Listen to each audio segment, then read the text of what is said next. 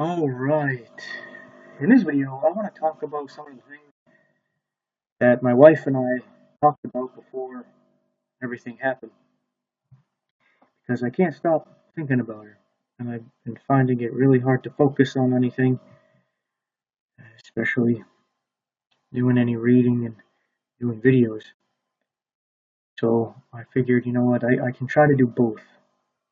I'll think about her, talk about her, but use it to preach as well.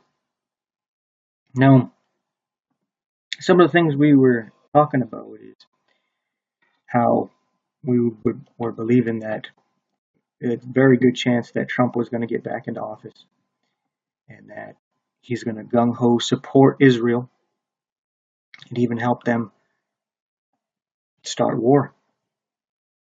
We knew for a while about, I believe the fella's name is Weishaupt. I might have names mixed up. There was a fella who was delivering a message on horse before World War I, and he got struck by lightning, and they were able to find his message that he was carrying with him. And apparently, this was before the Illuminati. Right? This was the Illuminati at the time, and they had this plan to start 3 world wars. One with the assassination that started World War I, Franz Ferdinand there, and then to start World War II to establish Israel as a nation, and then World War III they were going to use Israel and their enemies there in the Middle East to fire up World War III, and that would end up bringing about their one world government with their one world religion and one world currency, and probably trying to do a one world language as well. Not that there wouldn't be different languages, but that everybody would have one common language that everybody would use to communicate with everybody, and then you might have your native language from your country and culture. But we're talking about this, that we believe Trump would help end up supporting this and instigating this. And after thinking about Antichrist 45, a YouTube user, would make these very interesting videos tying the characteristics of the Antichrist being very haughty and prideful and arrogant, and he casts truth to the ground. And there's no one who really quite fits that like Donald Trump. Just as a quick example of how he connects to the actual Antichrist there, and we would talk about this. And there's who else is such a bold-faced liar, who has no regard for the truth whatsoever, and loves to exalt himself, even putting his name on the Bible, putting it at the very top of the Bible, and even signs it on the inside, selling it for, I think, $1,000. Where he also mixes church and state, bringing in state documents and putting it into the Bible. You see, mixing these things that ought not to be mixed. And people are going after it, where we know that the Antichrist comes up from the Christians. For some reason, the Christians think, oh, someone like Obama, who, basically is a Muslim, says that the nation is a Christian nation, a Jewish nation, a Muslim nation, a Buddhist nation, an atheist nation, right? They think, oh, this is the Antichrist. No, the Antichrist comes up from the Christians. Just like the first mention of Antichrist is in 1 John, where he mentions that, hey, if they were of us, they would have stayed with us.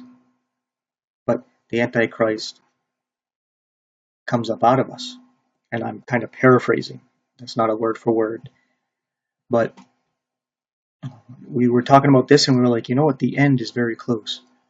Because we'd also listened to people like Barry Awe, Watchman River, Lisa there with Watchwoman 65, Repo Man, Bob Barber and his End Time Dream and Vision channel there, and Uptime. We would check these people out. Not that we just gung ho followed everything they were saying. We would even watch some Gene Kim and that other fella who he actually came on Uptime a few times there. I can't remember his name, but we would listen to him, and all these people were looking for the rapture very soon. And we're like, yeah, because Trump is about to be revealed as the Antichrist. He's about to be given a crown, because we were seeing that him coming into office, that he was saying, hey, all Christians, vote for me and you won't have to vote again. We'll fix it where you'll never have to vote again. That's weird. And how does he get along so well with the dictator of North Korea, the dictator of Russia? Well, it's because he's learning from them how to turn the country into a dictatorship. And he really is behind Bitcoin, a digital currency. So he's fine with getting rid of the economy we have now and the currency we have now, and establishing this new digital currency. And we were like, this is crazy. So we started doing things like having some money in cash and trying to have things that are useful, and not just for us, but because we believe that we're going to be taken soon, but for people who would be left behind, especially family and friends that don't believe the gospel, and they wouldn't be taken. They're going to have to go through what's to come. We wanted to leave something for them, knowing what's to come. We started doing those kind of things, and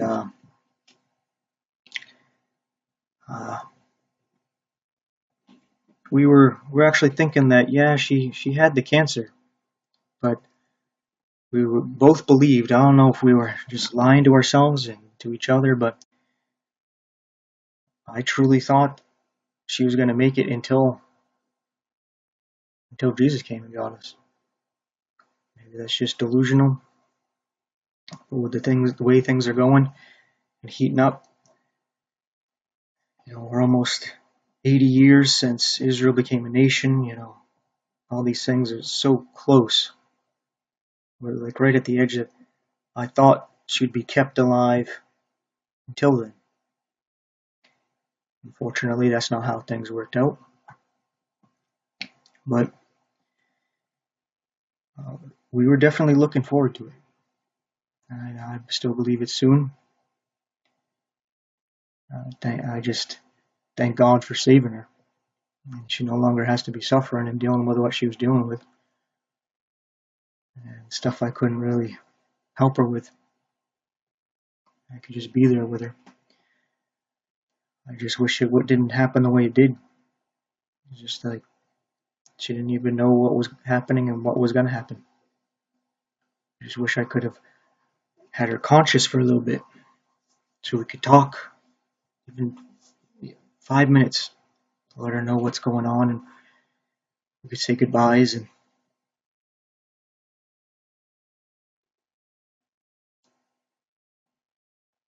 it's not how it worked out. It sucks. But we were really looking forward to it. No longer having to deal with this world. And I asked her, I'm going to say maybe a month or so ago, maybe 2 months at the longest, I was asking her, I've always been curious, babe. You grew up in a Catholic family, and you're really close to your family and your parents, and they're the born a Catholic, die a Catholic kind of people. And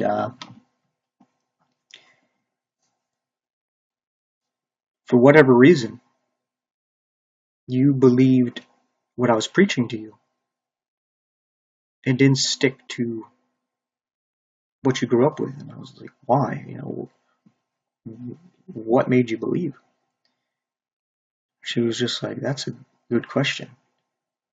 And she took a while, and she was like, Well, it's because I saw what God was doing with you. Because I was basically an atheist, agnostic, doing what I wanted to do, and I was all of a sudden just drawn into looking into different religions, and weird things started happening to both of us, like spiritual, supernatural kind of things, kind of like what you'd call like a haunting or stuff. Nothing too crazy like poltergeist stuff, but stuff that gets your attention. And uh, one day I just called on Jesus, and things changed. So I wanted to get to know this Jesus fella, and I ended up becoming a Seventh-day Adventist at first. This was back around 2006, 2008, right around that time. And she said she noticed there was a change, but she didn't follow me with Seventh-day Adventism. Like, she supported me, but she didn't really gung-ho believe that stuff. But she was saying that she didn't really believe in Catholicism either. Not that she didn't believe it, but that she just grew up with it. And that's just, what everybody did, but she wasn't really devoted to it or believe it. It was just something she did basically to please her grandparents and parents and family. But it's also like she didn't disbelieve it either. It was just kind of meh, like in the middle there. I was like, yeah, I understand. And she was saying, but I never really saw like God with us. Like with her parents, there's a lot of like hypocrisy and a lot of manipulation and lying and guilt tripping and all this stuff. And she was like, she didn't really see God, but she started to see God change me, where I was this very rude, angry, ignorant guy, uh, not educated. And all of a sudden, she was saying that you you started to speak differently. Like the way you talked was different. You became more eloquent, and uh, you your character was changing. Like, you were less angry. It was becoming more happy and joyous. And she was saying she was watching. And I remember back when I was a Seventh-day Adventist. I don't know how long I was a Seventh-day Adventist, but she was seeing all the years that I've been going through different stuff, where I came to the point I was at, and I remember I was like watching something, and I was going through the Bible, and she was just sitting on the bed, and she looked at me and she said, I had a dream the other night. And I was like, okay. She said that you're chasing God until he just took you. That one day you're going to find something out, and he's just going to take you home. Or I don't know if she said home, but just take you. And I was just, when she said it, I was like, that would be cool. I was like Enoch or something. I was like, yeah, that would be cool. But I didn't believe it. Right? I didn't believe it, and I didn't believe in the rapture. I believed we had to go through what was to come. We had to be purified. I didn't believe in or understand what grace was and what God did for us, what the gospel was, and how he saved us. He saved us from wrath and from his judgment. And how the tribulation is actually focused on the Jews, not the Christians. So when she said that, it stuck with me, but I didn't really put too much on it until later on when we talked about it. And I was asking her, like, why'd she believe? And I guess God was talking to her too. Like, hey, I'm going to do something with him. And he's going to figure something out, which I believe ends up being the gospel. And that's the strange thing, is that she fought me on so much, like the Seventh-day Adventist stuff, and following along with that. And when I started to drift away from that, and I was going more towards Gnosticism, because the whole thing about knowledge and knowing God, that's what kind of sold me into looking into Gnosticism, because I was like, I want to know God. And I was thinking with Seventh-day Adventism and going after the law, I'm just focused on myself and trying to keep the law, and it's a burden and I can't do it. And I was getting mad at God, like, you have to change me because I can't do this. And that kind of drew me away from Seventh-day Adventism, and where I was just like going into Gnosticism, trying to find God and the power of God to really have Him in my life. And even then I was kind of drifting to different things, looking into different things, but still, getting into the Bible here and there. Just not as much, and not really getting into prayer as much either. But I was still looking, and my dad died in 2017. And I'm going to say about 2020, like right before the pandemic thing happened, I was watching a Peter Ruckman video. And I was like, I like this Peter Ruckman guy because he reminds me of my dad.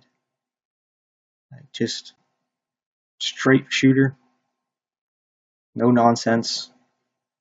I may even say kind of rude and bold, rough around the edges, very disciplined and strong.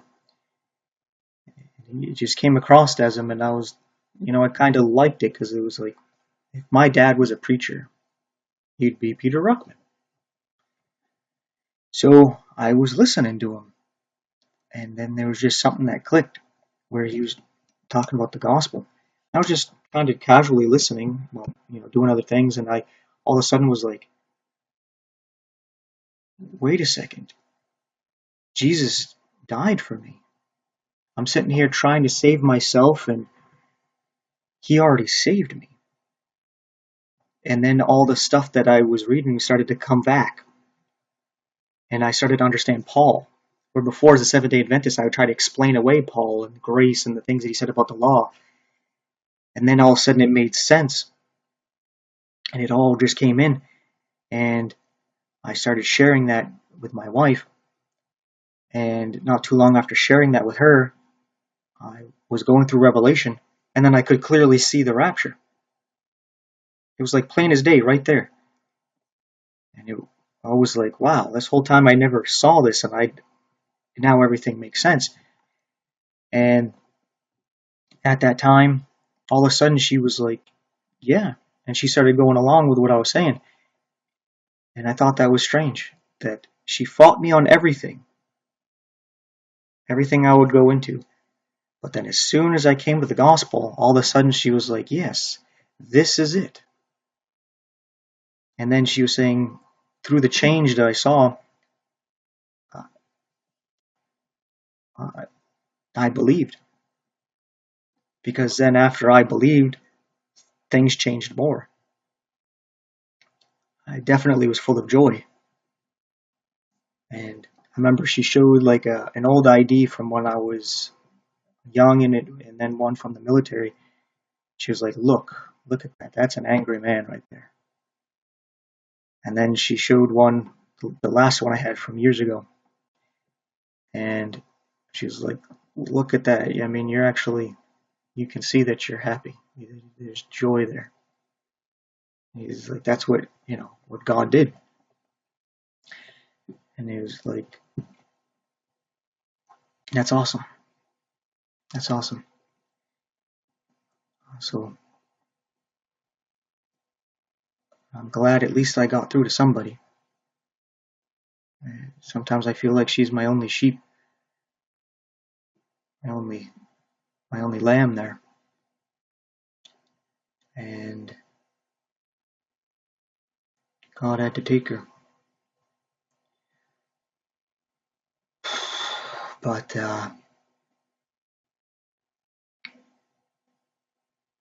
yeah, she didn't fear what was coming. She's very strong, full of faith. I have no doubt that she believed. And where she is right now, I just wish she would we were able to understand all this stuff better and be more disciplined about it, and kept her healthier so she could have been here with me. But you can't just fall away. You got to trust God's plan there. He knew all this stuff was going to happen, and to us it may seem rough and unfair or mean and hurtful, even hateful and wrong. But we got to trust God. Just like Jesus, he prayed 3 times before he went to the cross. Father, if there's another way, if there's any other way, such as if they could just keep the law, if they could just repent of their sins and keep the law, and I don't have to do this, is there a way like that? Is there any other way to save them other than me going through what I have to go through here? He prays this 3 times, and he's just like, okay. He just trusts his Father, and he goes through that humiliation, that suffering, and death for us. So we got to do the same thing when we're going through this kind of thing. And it seems very confusing. It hurts. You don't want to go forward. You just got to trust God.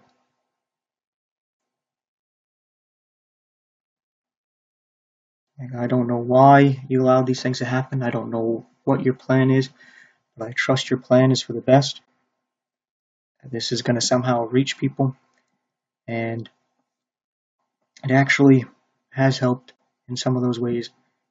I have a nephew that wasn't really talking with too much, but since this happened, we've been talking more, and I actually got to spend some alone time with him, and we talked about God, life and death, and the gospel. So God willing, that seeds were planted there, and he'll get saved, and then he'll get his wife there and his child saved too, and hopefully he'll have a big influence on the family too, God willing. Maybe that was part of his plan. That would only have happened if this happened. So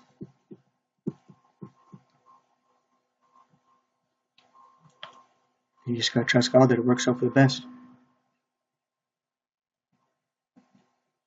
It sucks real bad. But with that being said, maybe you don't like and share this video, but if there's other videos that you've liked, please share them. Help me out, because things are rough right now.